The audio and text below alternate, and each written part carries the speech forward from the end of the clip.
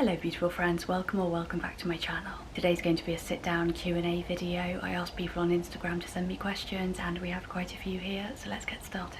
First topic is general get to know me.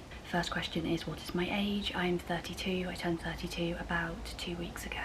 There are a couple of questions asking me where am I from, what is my background. I am English. I was raised in the southwest of England and I moved to London when I was 18 for uni and just never left. I have a UK passport and a Swiss passport from my mother's side. Next question is, what are your interests? I love reading. I absolutely love fiction, specifically 18th century English fiction written by women. I spend a lot of my time reading. I love gaming. I have been obsessed with Resident Evil 4 Mercenaries mode since I was 14, 2006 when it came out. I have played it almost every day since.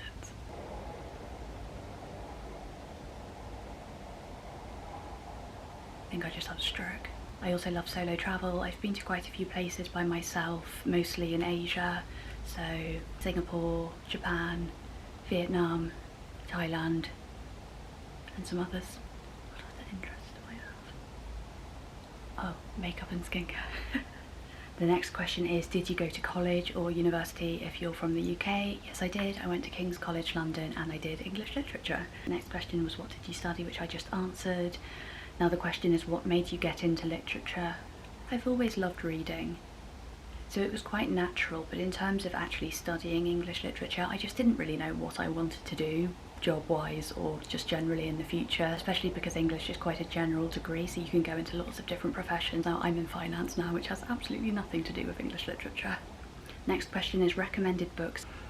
My favourite books of all time are Evelina by Frances Burney, Dracula by Bram Stoker, The Idiot by Dostoevsky,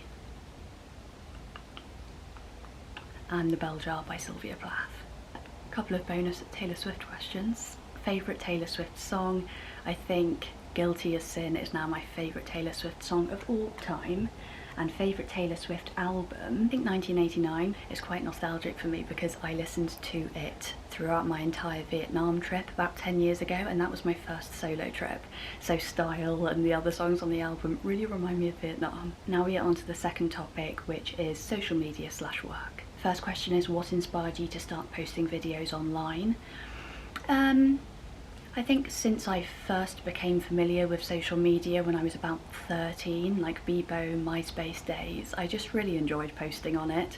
I've always been pretty antisocial and socially anxious. Social media means I can interact with people without it being too intense. So I think that's probably what draws me to it. And also I just love makeup and skincare, and it's a nice creative outlet because I don't necessarily have that in my finance job. The next question is, how do you record such high quality sound for your reels? I found that the best way to record sound is just to make sure all the windows are closed so there isn't background noise, and then just holding my phone and talking into it while I'm editing an InShot, so I don't really do anything special. I keep it very simple for the shorter videos. Next we have, what camera and lenses do you use for your videos? So for my short videos on Instagram, TikTok and Shorts, I use the Canon 6D Mark II with a 50mm lens. It's actually right here. This one.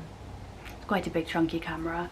And then for my YouTube videos, so what I'm using to film this, I use the Canon PowerShot G7X Mark III.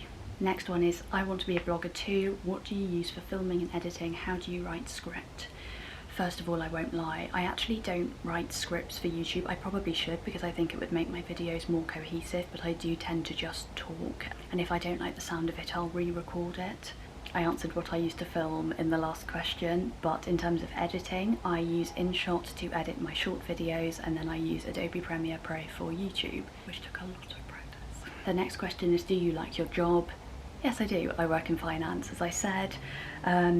It's challenging, but I work with very clever people and I like the problem-solving element of it, so yeah, I do enjoy it. There are a couple of questions about balancing my social media job and my finance job. I try to keep them very separate, so I work Monday to Friday in my finance job, and then on Saturdays I film my short videos for the week ahead, and if I have a YouTube video I need to film, I'll film that on Sundays. And then in terms of editing, I'll edit my short videos the night before I'm due to post them, and then if it's a YouTube video, I'll tend to edit it across a few different evenings because it takes a long time. This next section is mental health, which I think is going to be quite a long one. First question is, could you tell us more about your mental health story? This is a difficult one to answer because the story is very long, and as with any mental health story, it's not linear, so it's quite difficult to explain, but I'll try to give a kind of short summary. So first of all, I was born anxious. I have always been anxious. I've had it my entire life. I think the first time I remember it manifesting properly was in hypochondria and OCD when I was about 7. I used to be really obsessed with the idea that I was dying, and I had really strong impulses to do things that only my psychiatrist and my therapist know, because they sound absolutely insane even though they are quite common symptoms of OCD. I would just need to do a million caveats for it, so it's better to keep that to myself.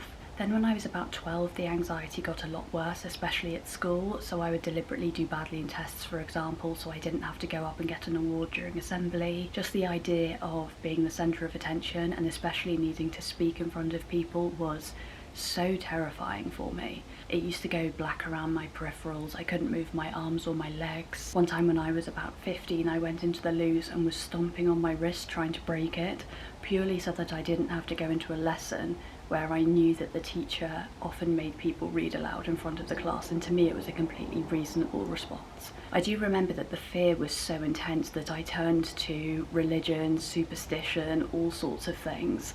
Like, I remember one time bringing a chunk of rose quartz with me in my pocket and saying to myself, as long as this is with me, I won't be scared anymore, or I would pray really intensely. And this was the early 2000s, so people didn't really speak about anxiety that much. I didn't really know what it was. All I perceived it as was weakness. I went to the doctor so many times. Unfortunately, not a single person took me seriously, and it wasn't until I was 22, when I started working at my current place, that I got private health cover and they started to take me seriously. From my first Bupa GP appointment, I was referred to a psychiatrist. She's still my psychiatrist 10 years later, and I started on sertraline. I was on 150 milligrams right up until a couple of years ago. Then when I was about to turn 30, a couple of years ago, I had a meltdown and I was driven to a private psychiatric hospital where I stayed for 5 weeks. Can't remember the first 3 days. One of them was my 30th birthday, unfortunately.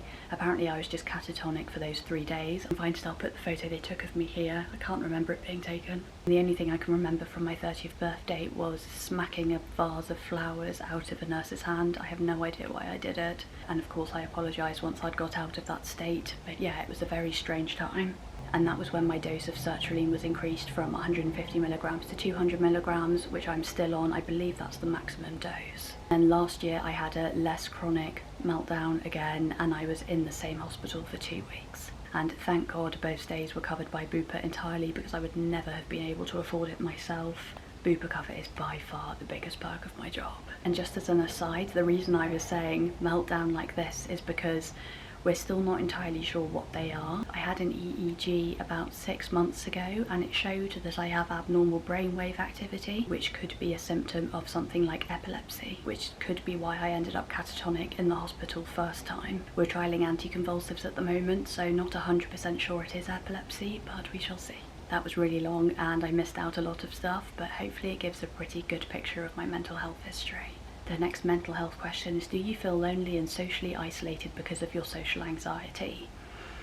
Short answer is no, because I'm not a very sociable person anyway. I would say that my social anxiety only really impacts me when it's something that I have to do, say for work, or something that would put me at a disadvantage if I didn't do, like going to brand events. If you've seen any of my vlogs where I go to brand events, you know how petrified I am beforehand. I am a very introverted person. I get quite bad headaches if I'm talking to someone too intensely for more than, say, 10 minutes. So I suppose in a way I do feel isolated, but I like it. And then this leads on to the next question, which is, how do you overcome the societal pressure to be sociable and have lots of friends? And to be honest, I don't really feel it, because I don't love being around people, like I said. I love being around my family, but at least for extended periods of time, I'm very happy being by myself, which is why I travel alone, for example. I did used to really try to be more sociable, but every time I turned up to a social event, I just wished I was home. So I gave up.